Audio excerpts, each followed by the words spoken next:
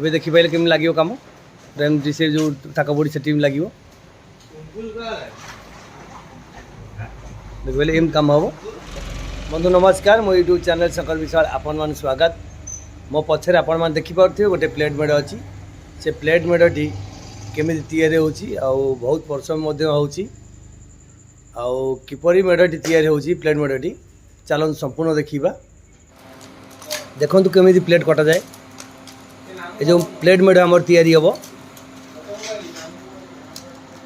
ଏ plate ମେଢ଼ କରିବା ବହୁତ କଷ୍ଟ ହୁଏ।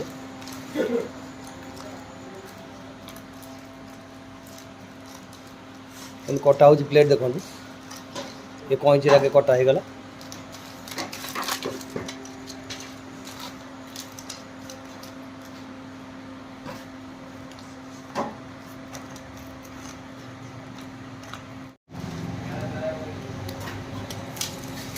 ବାହାର ପଟ କଟା ହେଇଗଲା, ଏବେ ଭିତର ପଟା କଟା ହେବ।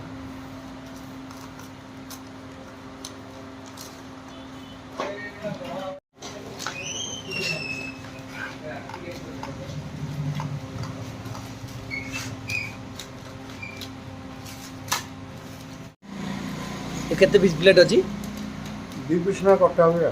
2 ପିସ୍ ନେବା ନା, ବହୁତ କଷ୍ଟ। ଇଏ କାଗଜ ଆମର ହେଇଥିଲେ 8-10 ପିସ୍ କଟା ଯାଇଥାନ୍ତା। ଏ ଯେହେତୁ ପ୍ଲେଟ୍ ସେଥିପାଇଁକା ଗୋଟେ ପିସ୍ କି 2 ପିସ୍ ଖୋଳା ହେବ, କଟା ହେବ। ଏବେ କଟା ହେଇଗଲା। ଆମର ଯେଉଁ ଗାରେଣ୍ଟ ହୁଏ, ଏ ଗାରେଣ୍ଟ ଏବଂ ଡାଇସ୍ ମରା ହେବ। ସେଠି ଦେଖିବା ଯେଉଁ ଡାଇସ୍ ମରା ଅଛି କେମିତି, ହଁ ଏଇଥିରେ ଡାଇସ୍ ମରା ତାକୁ କୁହନ୍ତି। ଡାଇସ୍ ମରା ହେବ ମାନେ ଯେଉଁ ଗାରେଣ୍ଟ ଜାଗାରେ ଆମର ଯେମିତି ସବୁ ଗାରେଣ୍ଟ ହୁଏ, ଏ ଗାରେଣ୍ଟ ନହେଇ ଡାଇସ୍ ମରା ହେଉଛି। ତଳେ ରହିଲା ରବର ତଳେ ଡାଇସ୍ ମରା ହେବ। ଦେଖନ୍ତୁ କେମିତି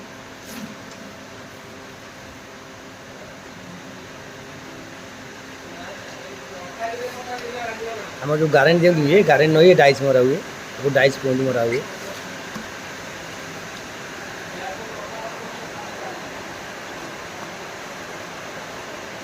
ଗାର ପରିକା ରହିବ ଖାଲ ହେଇକି, ଯେହେତୁ ରବର ଅଛି, ଇଏ ରବର ନଦେଲେ ହେଇପାରିବନି, ସେଥିପାଇଁ ତଳେ ରବର ଦିଆହେଉଛି। ଦେଖନ୍ତୁ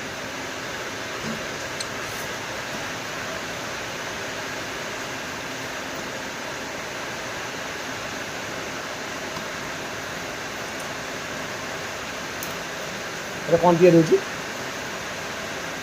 ମେଢ଼ର ଉପର ନଟଟା। ମେଢ଼ର ଉପର ନଟଟା।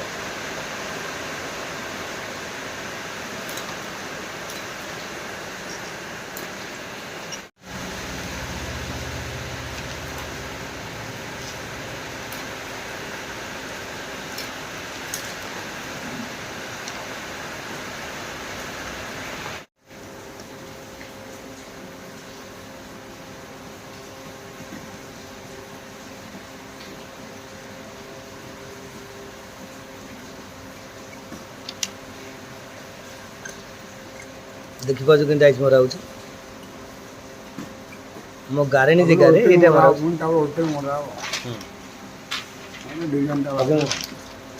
ତ ଓଲଟେଇ ଦିଆଗଲା, ତା ମଝିରେ ଆଉ ଯେଉଁ ରହିଲା ତା ମଝିରେ ପୁଣି ଗୋଟେ ଗାର ଓଲଟେଇକି ଦିଆହେବ।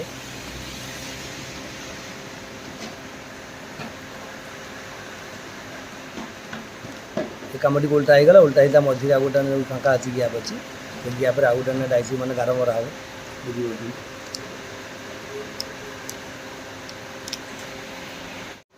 ଆର ଅଲରେଡ଼ି କାମ ହେଇଯାଇ ଦେଖିପାରିଲେ। ଷୋଲୋ ଚାନ୍ଦ ପଡ଼ିଯାଇଛି ତାର ଭିତରେ, ହଁ ସେ ଥୋଇଦେବ। ତାପରେ ରଖିବା ଆଉ, ତାପରେ ରଖିବା। ଦେଖନ୍ତୁ ଦେଖନ୍ତୁ କେମିତି ହେଇଛି। ଏଇଟା ଏବେ ବାହାର କରିଦେବା। ଏ ଯେଉଁ ଡାଇସ୍ଟି ମରା ହେଉଛି ତା ଉପରେ ରଖାଯିବ, ତା ଉପରେ ଏଇଟା ରହିବ। ସିଏ ଆମର ସୋଲୋ ଲାଗିକି, ଏ ସୋଲୋ ଇଏ ଆମର ଥର୍ମୋକୋଲ୍ ସୋଲୋ ନୁହେଁ ତ?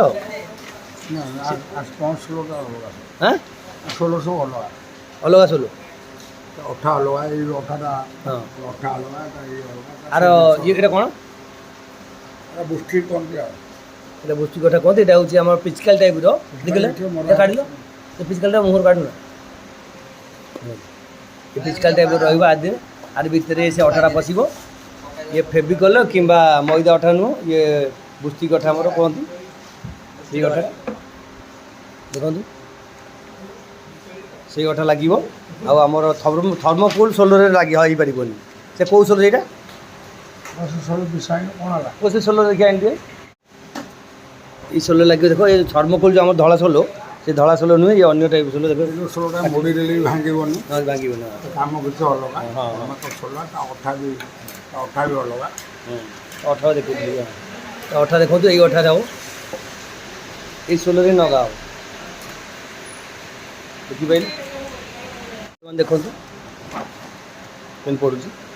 ସୋଲଟା ଏମିତି କଟାକଟି ପଡ଼ିବ। ହଁ, ସୋଲ ମାନେ କଟିଂ ହେଇ ପଡ଼ିବ, ଲାଗିବନି, କଟିଂ ପଡ଼ିବ। ତାପରେ ଏଇଟା ସେ ଯେଉଁ ଷ୍ଟୋନ୍ଟା ବ୍ଲୁ କଲର୍ ସେକେଣ୍ଡ ଅଛି, ଏଇଟା ନୁହଁ।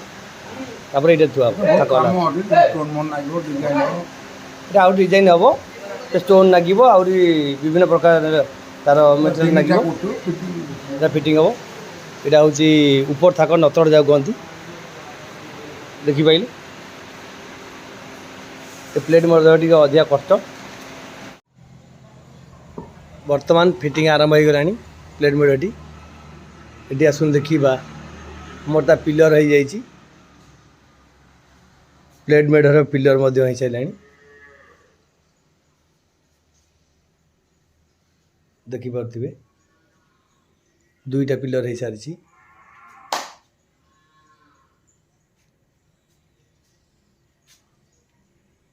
କେତେ ସୁନ୍ଦର ଲାଗୁଛି ପ୍ଲେଟ୍ ମେଢ଼, ଦେଖିପାରୁଥିବେ।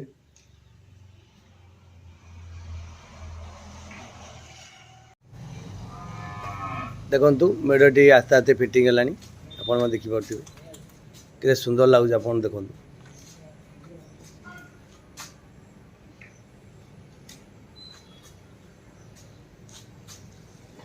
ମୋଡ଼ା ମୟୂର ହେଇଛି ଭିତରେ, କଲିକାରେ ଆମର ସେ ଯେଉଁ ମୟୂର ଅଛି ସେଟାକୁ କଲିକା କୁହନ୍ତି, ଉପରଟାକୁ ନତଡ଼ କୁହନ୍ତି।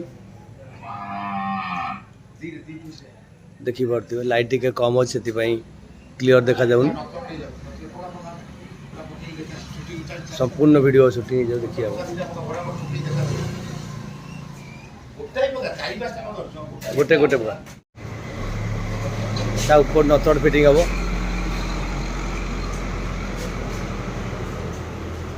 ଦେଖିପାରୁଥିବେ ତା ଥାକ ଫାକ ସବୁ ଲାଗିବ, ଏମିତି ସବୁ ଫିଟିଂ ହେବ। ନତଡ଼ଟା ସମ୍ପୂର୍ଣ୍ଣ ଫିଟିଂ ହେଇଯାଉ, ଆପଣମାନେ ଦେଖିପାରିବେ। ଟିକେ ଲାଇଟ୍ କମ୍ ଅଛି, ସେଥିପାଇଁ ମେଢ଼ଟି ପୁରା କ୍ଲିଅର ଦେଖାଯାଉନି, ଗ୍ଲେଜିଂ ବି ଆସୁନି। ଠିକ୍ ଅଛି, ଦେଖନ୍ତୁ କେତେ ସୁନ୍ଦର ଲାଗୁଛି ମେଢ଼ଟି। ସମ୍ପୂର୍ଣ୍ଣ ଫିଟିଂ ସରିଲା ପରେ ଆଉ ସୁନ୍ଦର ଲାଗିବ। ବର୍ତ୍ତମାନ ନତଳି ନଗେଇବା, ଖାଲି ଦେଖେଇବା ପାଇଁ ନଗେଇବା, ପୁରା ଥୋଇବା ସେ ମେଢ଼ ଦିହରେ ଥୋବୁ। ଦେଖନ୍ତୁ, ଆଉ ଅଳ୍ପ ଟିକେ ଖାଲି ନତଟା ନାଗିଗଲା ପରେ କମ୍ପ୍ଲିଟ୍ ହେଇଯିବ, ମଝିରେ ଫାଙ୍କା ଅଛି ହେଇଯିବ। ବର୍ତ୍ତମାନ ମେଢ଼ ଯାଇନି, ସମୟ ହେଇନି, ସେଥିପାଇଁ ଟିକେ ସମୟ ଲାଗିବ। ଦେଖନ୍ତୁ କେମିତି ଫିଟିଂ ହେବ ଉପର ନତଟା। ସେ କଣ୍ଟା ଦେଉ ତ ଥାଉ, ସେ ଗୋଟେ କଣ୍ଟା ଦେଉ ନା ଗୋଟେ କଣ୍ଟା ଦେଉ, ଗୋଟେ କଣ୍ଟା ଦେଇ ଖାଲି ମାନେ ଦେଖିବା ପାଇଁକା। ତାପରେ ଏଇଟା ଲାଗିବ, ଦେଖିପାରିଲେ ମଝିରେ ଟିକେ ଫାଙ୍କା ଅଛି, ସେ କାମଟା ବି ଲାଗିବ।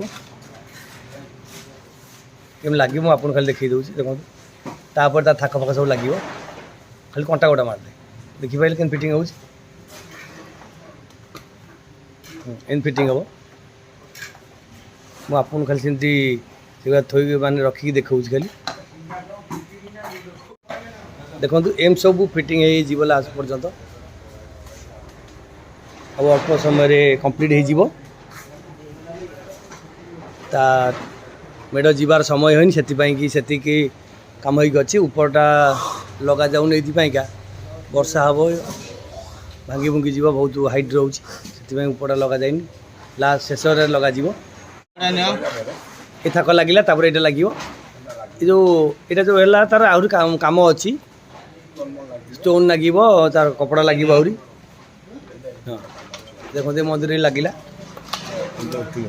ଏଇଟା ଉଠିକି ରହିବ, ମାନେ ଗଦି ଥାକ ଲାଗିବ, ତାର ମାନେ ସେ ସୋଲ ଲାଗି ଏମିତି ଉଠିକି ରହିବ। ଦେଖିପାରିଲେ ଉପର ନତର ଏମିତି ଫିଟିଂ ହେବ।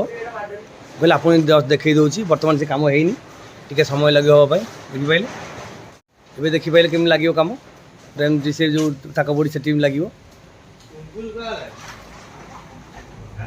ଦେଖିପାରିଲେ ଏମିତି କାମ ହେବ।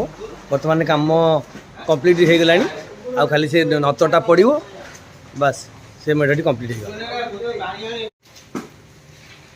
ବନ୍ଧୁ, এই ପ୍ଲେଟ୍ ମେଢ଼ଟି କିପରି ଲାଗିଲା ଆପଣ କମେଣ୍ଟ ମାଧ୍ୟମରେ କହିବେ।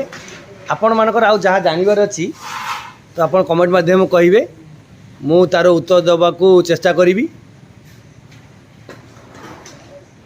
ଏବେ ଆସନ୍ତୁ କାରିଗର ସହ କଥା ହେବା। ଆଉ ବନ୍ଧୁ, ଯେଉଁମାନେ ମୋ ୟୁଟ୍ୟୁବ୍ ଭିଡ଼ିଓ ପ୍ରଥମ ଥର ଦେଖୁଛନ୍ତି ସବସ୍କ୍ରାଇବ୍ କରିଦେବେ ଏବଂ ସେୟାର କରିବାକୁ ଭୁଲିବେ ନାହିଁ। ଏବେ ଚାଲନ୍ତୁ ଆମ କାରିଗରଙ୍କ ସହିତ ଗୋଟିଏ କଥା ହେବା। ଆମର ବିଭୂତି ଭାଇ ଓରଫ କାଳିଆ ଭାଇଙ୍କର ଇଏ ମେଢ଼ ଦୋକାନ। ଆସନ୍ତୁ ତାଙ୍କ ସହିତ ଟିକେ କଥା ହେବା। ଟିକେ ଆଡ୍ରେସ୍ କୁହନ୍ତୁ, ଆଉ ପ୍ଲେଟ୍ ମେଢ଼ କେମିତି କ'ଣ କରୁଛନ୍ତି? ଭାଇ ଜୟ ଜଗନ୍ନାଥ। ଜୟ ଜଗନ୍ନାଥ। ଆମର ପ୍ଲେଟ୍ ମେଢ଼ କାମ ଚାଲିଛି, ସରିବା ଉପରେ ହେଇଗଲାଣି। ପ୍ଲେଟ୍ ମେଢ଼ ବଜାର ସବୁ ପ୍ଲେଟ୍ କିଣା ଯାଉଛି। ଆଉ କପଡ଼ା ବି ସବୁ ଭେଲଭେଟ୍ କପଡ଼ା, ଅଠା ସବୁ ଅଲଗା। ଏ ସବୁ ମେଢ଼ ଟିକେ ଅନ୍ୟ ଟାଇପ୍ର ନାଇଁ? ଅନ୍ୟ ଟାଇପ୍ର। ଆମର କାଗଜ କ'ଣ ଏକାଥରେ 10 ଥାକ ମାରିଲେ ଖୋଳିଦେଲେ ଏକାଥରେ ବାହାରିବ, କିନ୍ତୁ ପ୍ଲେଟ୍ କାମ 2 ପିସ୍ କଟିଂ କଲେ ବାହାରିବ। ତା କଇଁଚି ବି କାଟିବାକୁ ପଡ଼ିବ? କଇଁଚି କାଟିବାକୁ ପଡ଼ିବ, ପୁରା ନିଖିଳ କାମ। ଆଡ୍ରେସ୍ଟା ଟିକେ କହିଦିଅନ୍ତୁ। ଆମର ଚୌଦ୍ୱାର କାଗଜ କଳ ଆଗକୁ ଆସିବେ, ପୁରା ଲାଷ୍ଟ ଆମ ଧବଳେଶ୍ୱର ପାଖରୁ ଆଇଲେ ସେପଟ ସାଇଡ଼୍ ଆଇଲେ ଫାଷ୍ଟ ଦୋକାନ ପଡ଼ିବ। କାଗଜ କଳ ଚୌଦ୍ୱାର ପାଖରୁ ସେପଟୁ ଆଇଲେ ଆମର ଲାଷ୍ଟ 3-4 ଦୋକାନ ଅଛି, ତାପରେ ପଡ଼ିବ ଆଉ। ଚୌଦ୍ୱାର କାଗଜ କଳ ପାଖରେ ଯେଉଁଠି, ତାକୁ 1 କିଲୋମିଟର ଆଗକୁ ଆସିବେ, ଆମର କାଳିଆଙ୍କ ମେଢ଼ ଦୋକାନ ପଡ଼ିବ। ସେଠି ଲେଖା ବି ହେଇଛି, କ'ଣ ଲେଖା ହେଇଛି? କାଳିଆ ଭାଇ ଡେକୋରେଟର୍ସ। ହଁ, ଲେଖା ହେଇଛି, ସେଇଠି ଦେଖିଦେବେ। ଆପଣ ତ ଫୋନ୍ କରିବେ, ଆସିକି ଫୋନ୍ କରିଦେବେ, ଜାଣିପାରିବେ। ଆଉ ଆପଣ ଫୋନ୍ ନମ୍ବରଟା ଟିକେ କହିଦିଅନ୍ତୁ। 99-377-09757। ଧନ୍ୟବାଦ। ଯେଉଁ ବନ୍ଧୁମାନେ ଯାହା ଜାଣିବାକୁ ଚାହୁଁଛନ୍ତି ଆମର ଫୋନ୍ ମାଧ୍ୟମରେ କାଳିଆ ଭାଇଙ୍କି ପଚାରି ପାରିବେ, ସିଏ ଆପଣମାନଙ୍କୁ କହିଦେବେ। ଆପଣମାନେ ସମ୍ପୂର୍ଣ୍ଣ ଭିଡ଼ିଓ ଦେଖୁନାହାନ୍ତି ତ କମେଣ୍ଟ କରିଦେଉଛନ୍ତି, ସମ୍ପୂର୍ଣ୍ଣ ଭିଡ଼ିଓ ଦେଖନ୍ତୁ। ବିଭିନ୍ନ ପ୍ରକାରରେ କାଳିଆ ଭାଇଙ୍କର ମୁଁ 3ଟା ନା 4ଟା ଭିଡ଼ିଓ ଛାଡ଼ିସାରି ଅପଲୋଡ଼ କରିସାରିଲିଣି। ଆପଣମାନେ ସମ୍ପୂର୍ଣ୍ଣ ଭିଡ଼ିଓ ଦେଖନ୍ତୁ, ତାପରେ କମେଣ୍ଟ କରିବେ। କମେଣ୍ଟରେ ଉତ୍ତର ଦେବାକୁ ମୁଁ ଚେଷ୍ଟା କରିବି।